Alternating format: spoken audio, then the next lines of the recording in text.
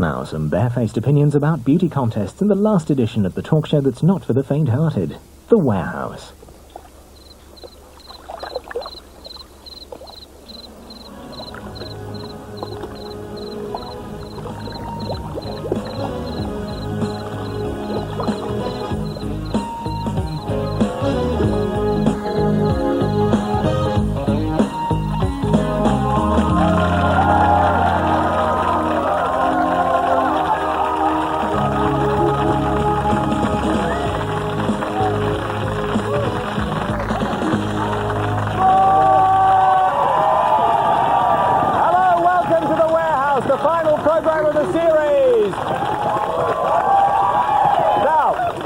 Fantastic show for you tonight. We have beauty and glamour with former gladiator Scorpio. I can't wait for that. A 60s singing sensation. And a taxi driver from Great Yarmouth who is about to become a Hollywood star. Yeah, another busy news week as well. Dodie and Di have been all over the papers, and only yesterday Diana flew from Stansted Airport to join Dodie on his luxury yacht in the Mediterranean, and we'll be interviewing a man who was less than happy about this situation, and he's wearing a paper bag over his head in a bid to encourage these two lovebirds to see some sense. He will not take it off until Di leaves Dodie, or she kisses him and he turns back into a frog. This summer, Butlins have banned beauty contests as we know them. So are beauty pageants becoming a thing of the past? Another victim of political correctness? Or are they just a bit of harmless fun, where pretty girls show off their fantastic figures? We'll find out later. Well, we start tonight with a much more serious story. This week, 2 incidents involving children from this region have highlighted the growing problem of underage sex and teenage pregnancies. A 14-year-old girl from Ipswich gave birth to a baby boy. Tragically, the baby was stillborn, and doctors respected the girl's wishes to keep the birth a secret from her parents. Also in the region, an 11-year-old boy grabbed the headlines when it was announced he is poised to become Britain's youngest ever father. The baby's due in January, when the Bedfordshire boy will be 12 years old. The expectant mother from Sharnbrook is 15. Government statistics reveal that there are nearly 40,000 teenage single mums in this country. Britain has the highest rate of teenage pregnancies in Europe. Well, joining us now on The Warehouse tonight are 2 teenage mothers who are at the sharp end of this argument. Nadia Jennings has a 3-year-old daughter. Nadia is now 19 and planned her pregnancy at the age of 15. Also with us is Gaynor Spirit, who had a child when she was just 15. She admits that at the time she knew almost nothing about sex or motherhood. Well, Nadia, let's kick off with you first of all. A baby at 15. Why exactly? I can't give you an exact reason. I just felt at the time I was mature enough, and it's just something that me and my husband wanted. Well, boyfriend at the time, but later husband. It's just something. How could you be mature enough at 15? You're just out of your childhood, many people would say, wouldn't they? I've always been more mature than my age. I grew up in a pub. My mum and dad ran a pub from being a young child. And I've always mixed with older people, so I've always felt a lot more mature in my years than what I actually were. And what about the father now? Where is he? We're split up since. We did marry, but we split up last year. And what has that meant to you, bringing up that child alone? It must have been extremely tough, I would have thought. No, I've absolutely enjoyed every minute of it. I've loved being a mom, and even being a single mom, I've not found it at all. I have absolutely adored it. Gaynor, that's not your story at all, is it? No, not at all. What's different about what happened? I just didn't feel mature at all, and I didn't realise that what I'd done would have got me pregnant anyway. It was like that.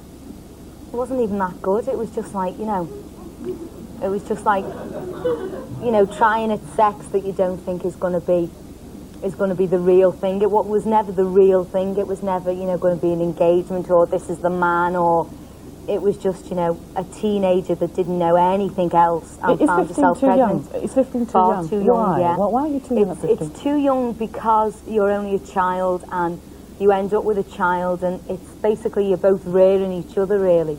How did you cope, though? Because we heard Nadia's story, and she's saying it was a very positive because I'm a experience for her. survivor, and I wanted a career, and I just got sick of all these people going, oh, yeah, she lives because of all the kids, and But, my philosophy is that I live my life with my son, not because of him. And I do things for him, you know, because I've got him, and I fight more and struggle more and to, you know, to get everything in life for him as well as for me. But it was really, really, really difficult. Now, we have the highest incidence of teenage pregnancies in Europe in this country. Why do you think kids get pregnant so young? Is it just ignorance? Yeah, I think it is. I think it's ignorance, and I think sex education classes nowadays are like kind of biology lessons. They don't know. I mean, I wanted somebody to say to me, you'll never be able to go out, it's going to be crying all the time, your friends are going to come round and go, oh yeah, lovely baby, bye, I'm off. Where did you get your sex education from? Did your parents teach you about the birds and the bees? I think my mum and dad always thought that I knew.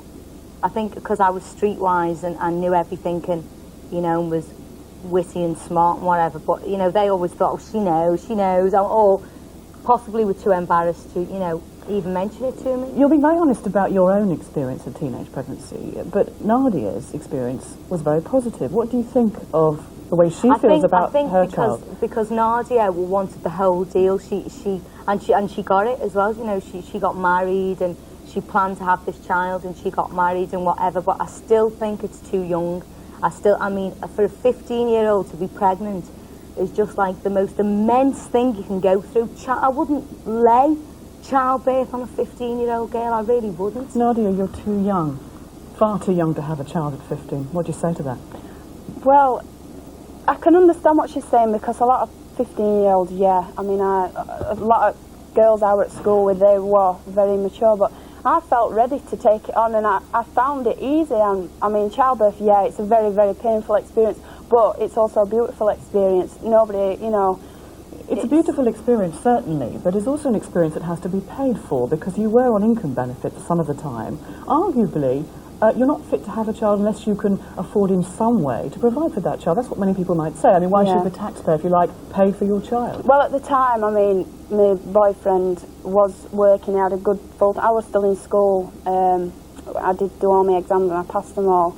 But my husband was working.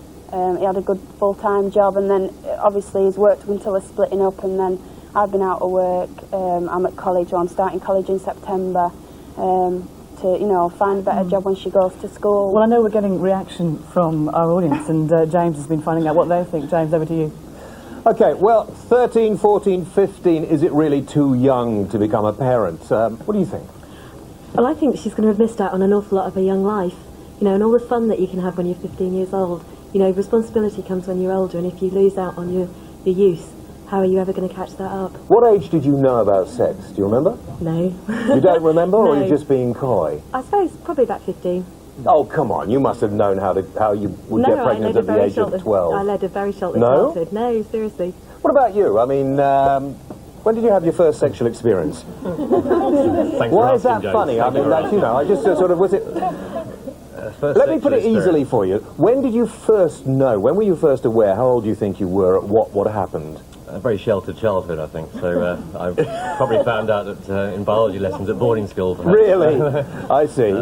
But I certainly think at 15, one doesn't even know what life's all about. And it's, so at 15, you didn't know how babies were made? I would have known at 15, but You're sure? I wouldn't know how to look after one. No, but did you know how they were made so that you could avoid that problem if you saw it as a problem? Yes. Okay. So it seems to me a lot of people actually are perhaps a little lacking, I don't know, in sex education maybe. How old are you? 16. 16. Do you know how to make a baby? Yes. If you got a girlfriend pregnant, would you stand by her? Yeah. Do you think 16's too young to have sex? I think if you're ready, no. If you're mature enough, yeah, I think it's fine. What about when you first knew about sex? I mean, did your mum and dad tell you about sex? Did you learn about it at school? No, I think in the playground you learn about it. Yeah. And so, I mean, with the age of 12, 13, you would have known how a baby was made? Just about, yeah. Yeah. Okay. Claire?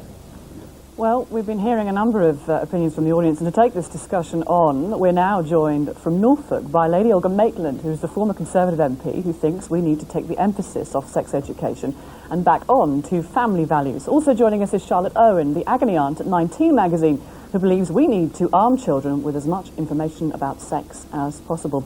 Lady Olga Maitland, 15 and pregnant. What's wrong with that? Well, I can think everything's wrong. I think the difficulty is you've got to have the emphasis on the child that is born.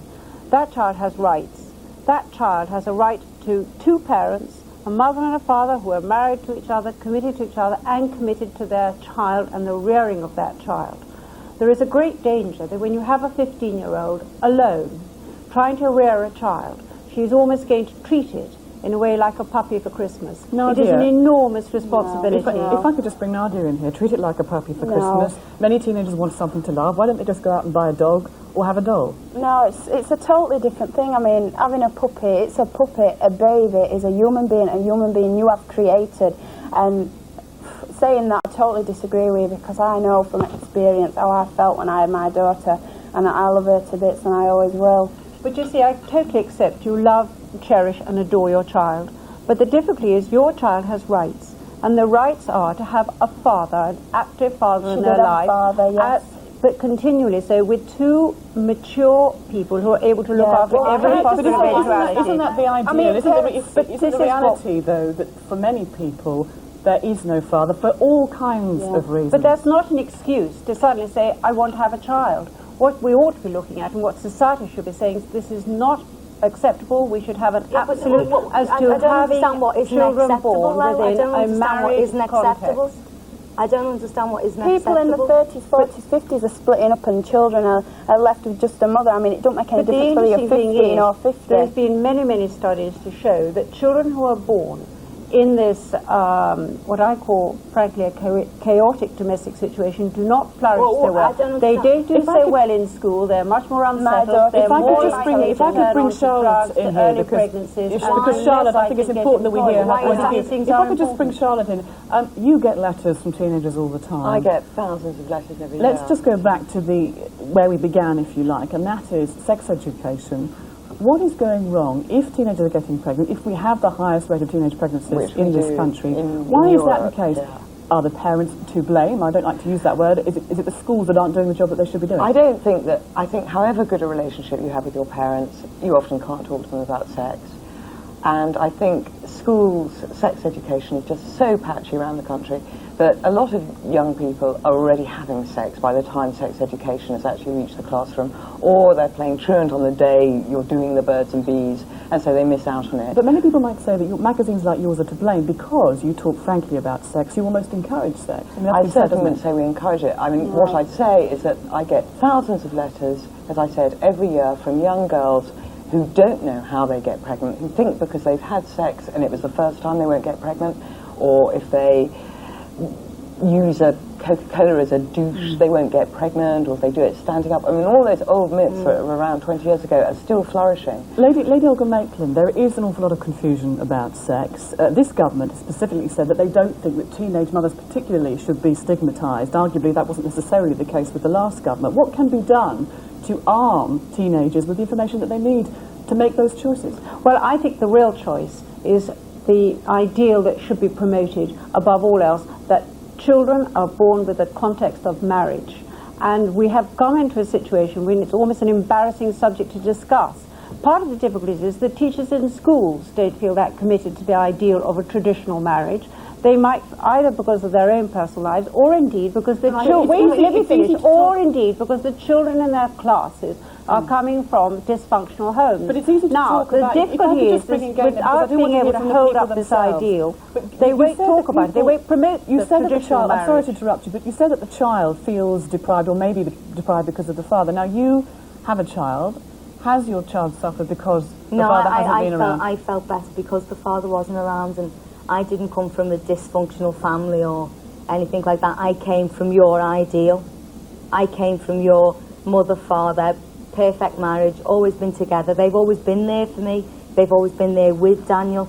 And all I can say is that if the father hadn't been around, my child probably would have ended up the drinker, or the drunkard, or the criminal, or he was better off with me.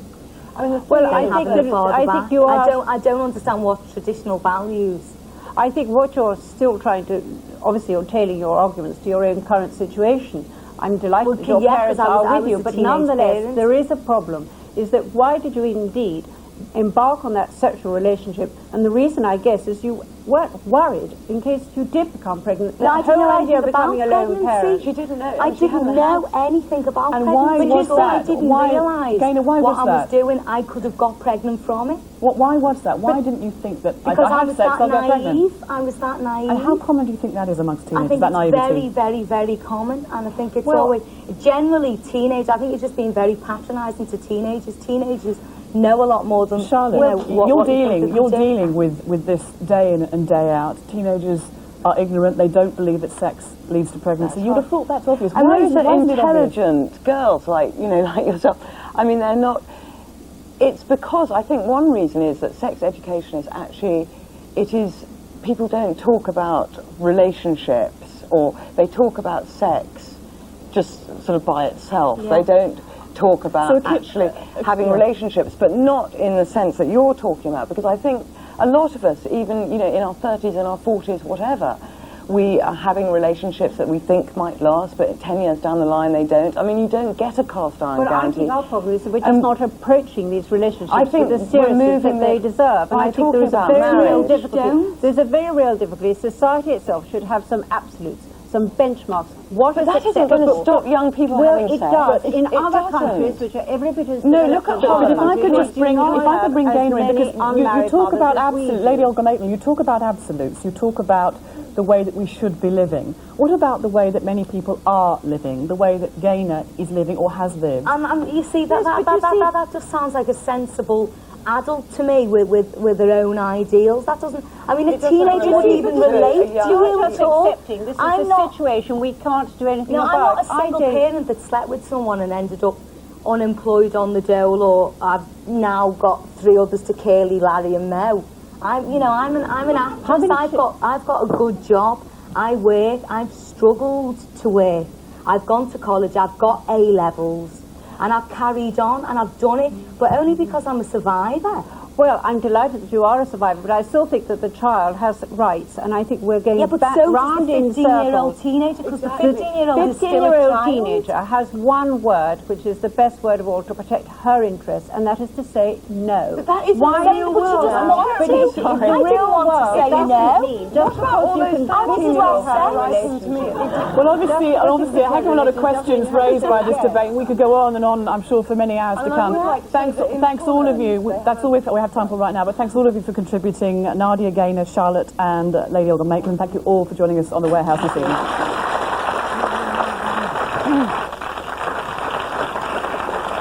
After the break, Sean will be here keeping us abreast of all the world events with his weekly topical update. And I'll be talking to a singing sensation from the 60s. He was a regular guest on the Morecambe and Wise show back in the 70s. Any ideas? We'll see you in a minute.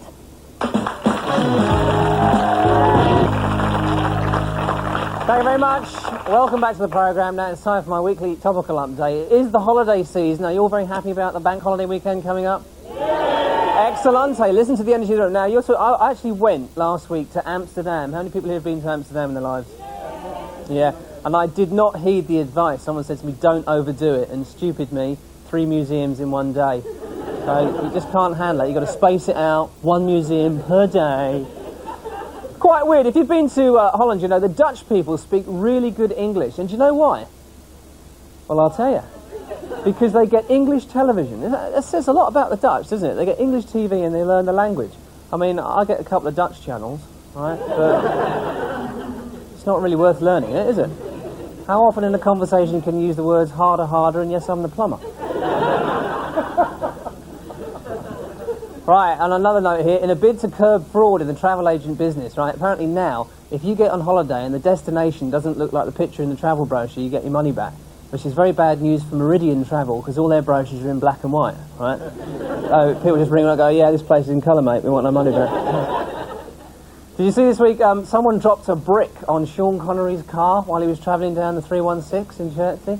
And they actually didn't find the guy who did it, but witnesses swear they saw a bald man stroking a cat, right? Going, you get away this time, Mr. Bond, but I will catch you. Actually quite heartwarming to know, isn't it, that Sean Connery's reaction to someone throwing a brick on his car is nothing like the movies. Because like in the movies, you know, he'd chase him down, kill him, do a couple of really funny one-liners, shag his girlfriend, and then spend the rest of the day in a casino sipping cocktails. In reality, he had to ring up the A and go, I need a new windscreen and a brand new pair of pants, please. Do you know, in the 1970s, the KGB, the Russian Secret Service, used to watch James Bond films and try and copy the gadgets? And that's sad, eh? Everyone else watched James Bond films and went, bloody hell, she's tasty. Not the KGB, they're going, we must learn how to make rocket launcher out of cigarette lighter. Apparently the English Secret Service always used to know when they were being chased by the Russians, right? Because there'd be a bloke about 60 yards behind them in a big coat going dun dun dun dun dun dun dun. Okay, now, talking of films, I'm thinking of going to see the re-release of the new Star Wars film. Has anyone here seen that? Yeah, man at the back there, is it worth a second view? Right, I shall go. I mean, I actually asked this question in Bristol, and this guy stood up and he went, nah, it's the same story. Right, and I thought, well, of course it's the same story. What do? Read the Bible twice and see if he lives at the end? See, in Bristol, they're really proud of that guy, David Prowse. He used to be the Green Cross Code man. Remember this guy? And he played Darth Vader. But for the film, they redubbed his voice because they didn't think it had the requisite authority, the Bristolian accent, to play the Lord of Darkness. And I think they should have left that in. It would have been fantastic. The rebels are approaching, Lord Vader. That Luke Skywalker's a flash bastard, isn't it? We'll have him, but first some scones and a nice cup of tea. See, I always felt sorry. Do you remember this guy, Mark Hamill? He played Luke Skywalker, and he's the only one whose career nosedived quite badly after those films, because the rest of them did really well, didn't they? Carrie Fisher, completely unknown, she plays in Star Wars. 20 years later, she's a best-selling international author. Harrison Ford, completely unknown, plays in Star Wars. Now he's on $20 million a film. And Mark Hamill now works on a pony trekking farm in San Diego, right? And every day people walk in there and take the mickey out of him. They go, I'll rent a pony, please, mate. And, ooh, Luke Skywalker. Yeah, all right, mate, I've moved on. Well, I wouldn't call it moving on, renting ponies. How's Darth Vader? Look, just take your pony and get lost. May the horse be with you, will you? Top, may the horse be with you gag. Hope you enjoyed it back at home. Now, do you know this? This is absolute fact. On the re-release of those three films, the Star Wars trilogy, next year, it's absolutely true, they're going to re-release the film Jaws, and they've replaced the shark with a computer-generated image to make it more scary. And I thought, well, it will make it more scary, have a computerised shark, but it'll also be a lot easier to kill, won't it? Because should we shoot it? Yeah, nah, just press delete. And it comes up on the screen. Are you sure? Save changes to shark? No, just kill it. I was reading this article about sharks the other day, and it said the chances of you being attacked underwater by a shark, and I love that underwater bit, like it's going to happen to you in Croydon High Street, doing the shopping. Bag of Frosties, bloody hell, there's a shark. Said the chances of being attacked underwater by a shark are the same as winning the national lottery, 14 million to 1. And I thought, imagine getting underneath the water and seeing a shark go, could be you. Anyway, that's the last of the topical updates from me. Thank you very much indeed for listening to them, and have a pleasant rest of the evening. Thank you very much indeed.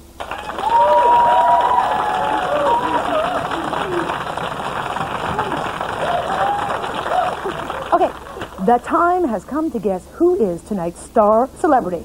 Now, I can't tell you much.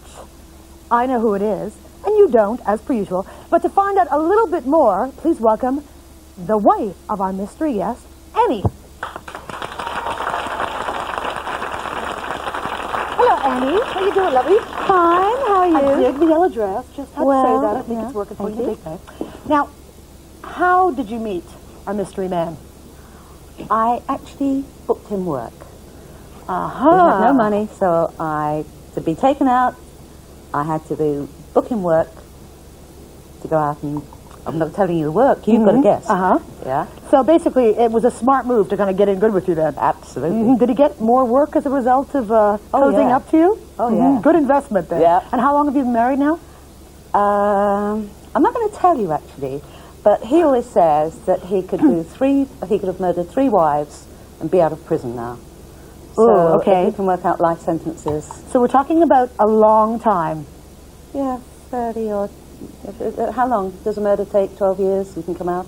Okay, so, a long time. Something like that. Now, he is considered a bit of a sex symbol. Did you ever have to beat women off of him? Not necessarily. They've broken doors down to get into his dressing room. Yeah. Okay. Were you there going, touch him and you're dead? No, I say, get on with it, mate. Now, does he have a lot of very high-profile showbiz friends? No. No? He's a quiet, laid-back, Very. homely type of guy? Very. Okay. Yeah. But we have a lot of show business friends, but we're not into the party scene. The party scene and everything. Yeah, a bit old for that now. So, without telling us too much, what area of showbiz does he work in? He's an entertainer. Mm-hmm. Do I have to give you many clues? Well, you know. Well, he sings, he acts, he